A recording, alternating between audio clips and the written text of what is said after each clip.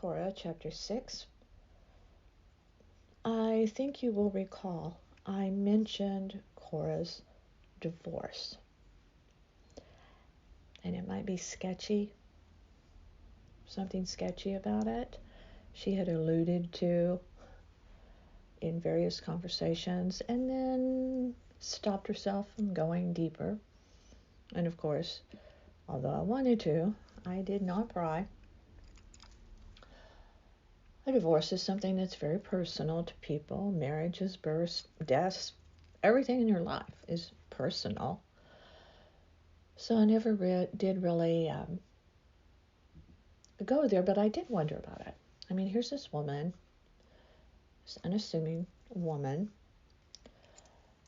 who for many years was married to a philandering man who was an absentee father, who was a pretty lousy husband, if you're being honest. I mean, really lousy. He fathered the children, and that was it.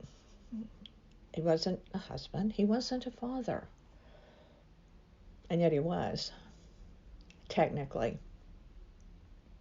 But on this day, we had taken our chairs and positioned them in front of her, the little garden area near her apartment. It was a gorgeous day. And she was smiling in a happy mood. We were drinking her coffee, and she brought up her ex. And I had to ask her, about going to the nightclubs with her daughter and with him and his current woman, and dancing and having a good time and keeping photos of him.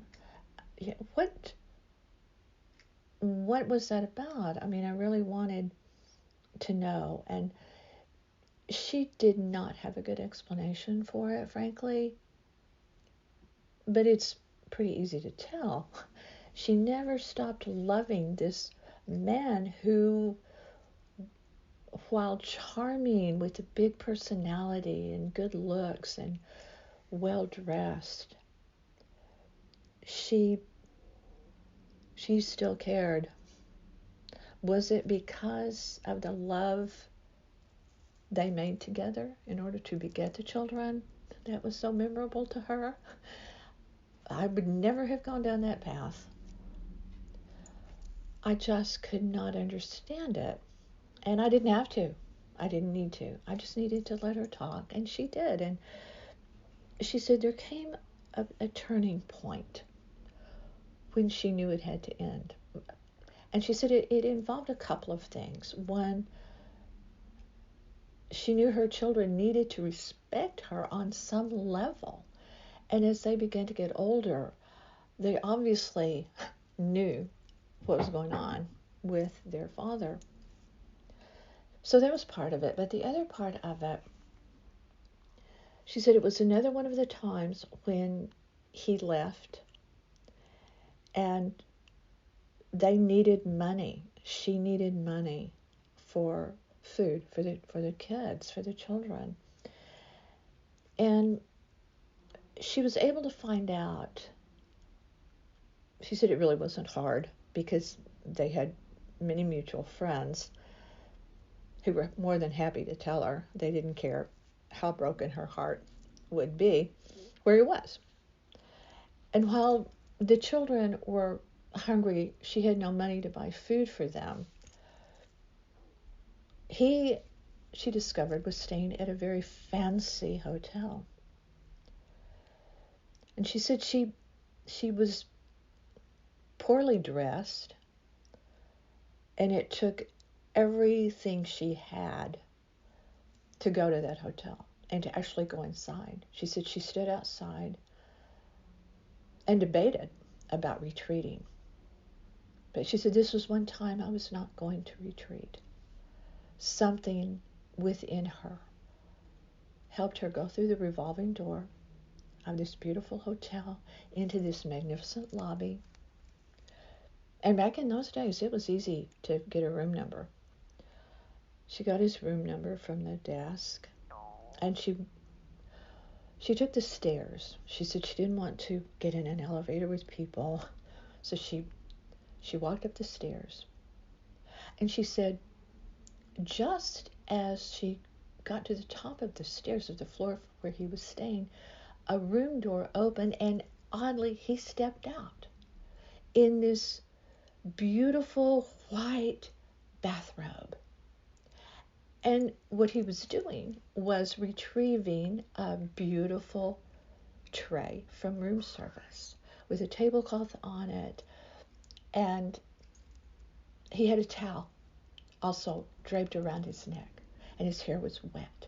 He had just come out of the shower, and she knew his floozy was inside. It was obvious the tray was for two people, the room service cart. And she approached him and asked him for money, which he did not give. She left, and she knew right then that divorce had to happen. No two ways about it. Did she think at that time there might be another man for her? That she didn't say. And she never remarried. She never was with a man again, ever, she said. Would never be with another man, she said. But she began the process to divorce him.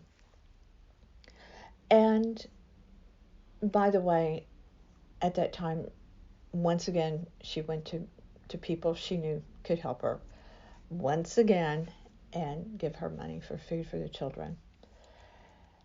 But at the same time, that was when she made the decision to go to work, doing anything she could, which, as I've said already in a prior chapter, was being a server.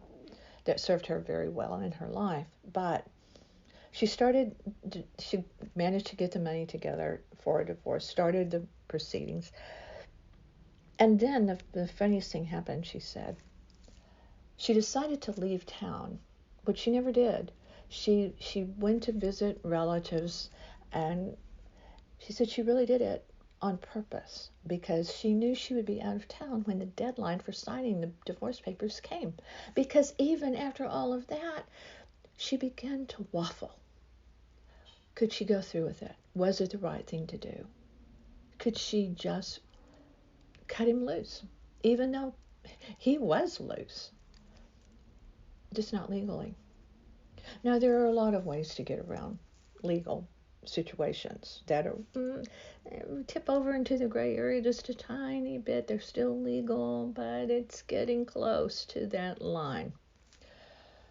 Well, bottom line, her divorce fell way over into that, way over the line, because her divorce was completely sketchy. In a nutshell, she was out of town. She made the decision, yes, she wanted to go through with the divorce, but there was no way she could get back in time to sign the papers to meet the deadline. She didn't have the money to do more legal work. It had to be done. So, remember Lucille? She got Lucille to sign her divorce papers. And not only that, but to file them in person, posing as Cora. Totally illegal. She carried that forever, that her divorce was not legal. Now, she never remarried. Was that why? I don't know. She just said she wasn't ever interested in men again, or at least besides him. And he never legally married either, she said, because she was almost certain he and the woman that he really cheated with her, this woman on Cora, the most. She was like his mostly constant companion. And they stayed together for many years. She was pretty sure they never legally tied the knot, although they did become what is considered common law married. And I just sat and listened to this story, looking at this woman who had never done anything illegal, apparently, that I knew of at that moment in my relationship with her. Had she ever even had a ticket. I didn't think so, or anything else. But what did I know? Which goes to show what I'm saying about telling Cora's story. They need to be told. And there is so much to be told with people. If you are fortunate enough to have trust of someone, that they will share their life with you in this way. Cora, illegally divorced, as we sat and drank our coffee.